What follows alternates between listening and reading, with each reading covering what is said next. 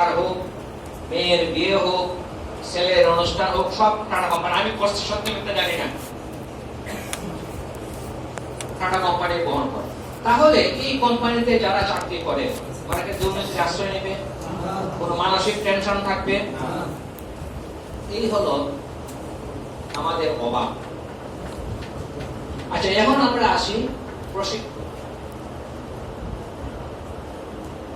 খুব সম্ভব নেপোলিয়ানই বলছিলেন যে আমাকে শিক্ষিত মা দাও, আমি একটা শিক্ষিত জাতি। ইদানিং মনে করেন আজকে 2-4 বছর যাবত আমাদের ড্রাইভিং পেশায় কিছু শিক্ষিত লোক আসতেছে, যুবক। আগে যারা ড্রাইভিং করতেন ম্যাক্সিমামে কিন্তু কে অশিক্ষিত ছিল। তাহলে একজন অশিক্ষিত লোকের তার যে মানে দক্ষতা, এফিসিয়েন্সি, আর একজন শিক্ষিত লোকের এফিসিয়েন্সি কিন্তু সমান না। গেল শিক্ষা, শিক্ষিত, অশিক্ষিত, তারপরে আছে প্রশিক্ষণ। সঠিকভাবে যদি আমাদের এই অথরিটি বিআরটিএ যদি সঠিকভাবে লাইসেন্স প্রদান করতে পারতেন, সঠিকভাবে প্রশিক্ষণ দিতে পারতেন। ওনারাও কত লোক সঠিক দেন? এখানে যে পরীক্ষা হয় মানুষ কয়েকশো, ওনারা লোক মনে হয় আছে 2 থেকে 3। কয়জন আছেন বলার দেবো আপনারা? 4 জন। প্র্যাকটিক্যালি কয়জন? তাহলে আমাদেরও কিছু দৈন্যতা, কিছু ব্যর্থতা আছে, অস্বীকার করার মতো। আমি আপনাকে ভালো করে প্রশিক্ষণ দিতে পারতেছি না, আমার অভাবের, আমার ব্যর্থতা। যাই হোক, তবুও আমরা যারা গাড়ি ড্রাইভ করব, আমার মনে হয় আপনাদেরও একটু সচেতন হওয়া উচিত।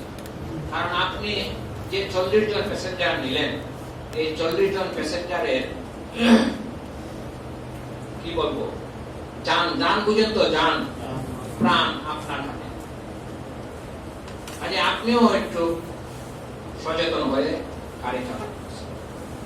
আর আমরা যারা জনগণ আছি, জনগণেরও উচিত দুর্ঘটনা রোধ করতে যে সমস্ত দায়িত্ব আছে জনগণের, এইগুলো আমরা মানব। যেমন মনে করেন আমরা ওভারব্রিজ, আমরা কয়জন ওভারব্রিজ ব্যবহার করি?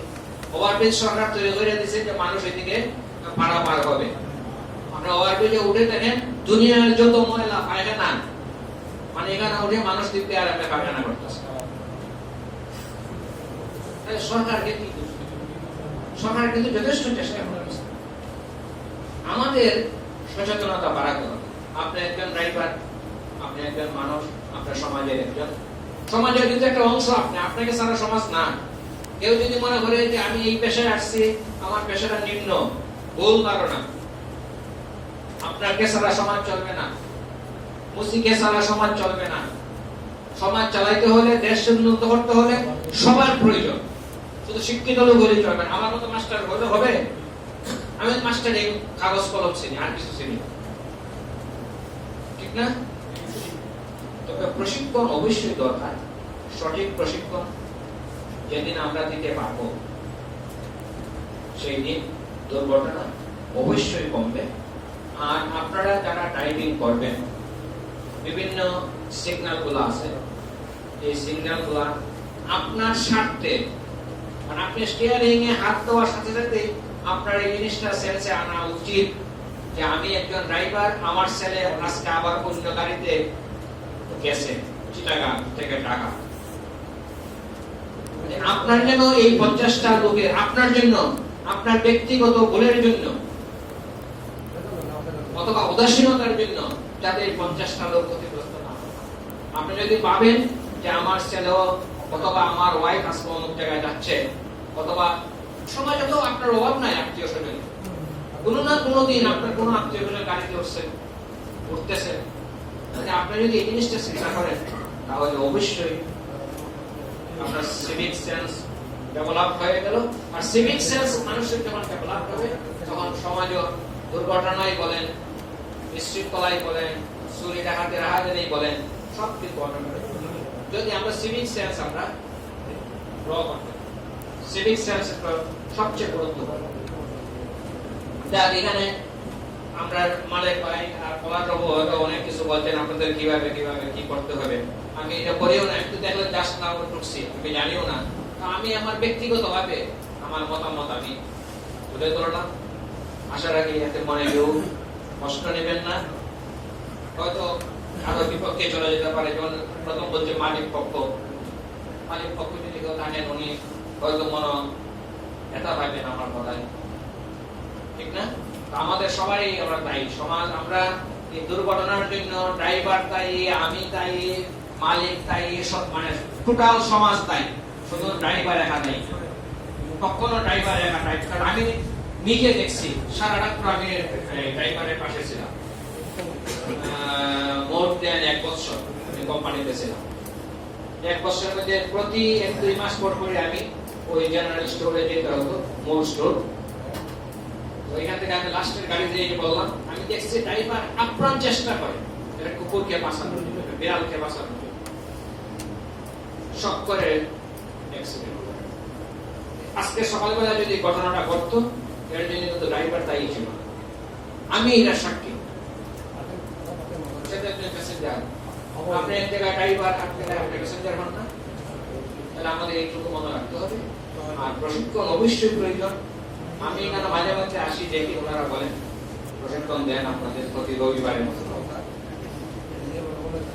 আপনারা সুস্থতার দরকার, যদি নিজে সুস্থ না হন তো গাড়ি এতটা লোককে কিভাবে সুস্থ রাখবেন? পৃথিবীর অন্য রাষ্ট্রে হয়তো আপনারা অনেকেই গেছেন, ঘুরছেন, ড্রাইভার নির্দিষ্ট একটা সময় পর পর উনি রেস্টে দেন।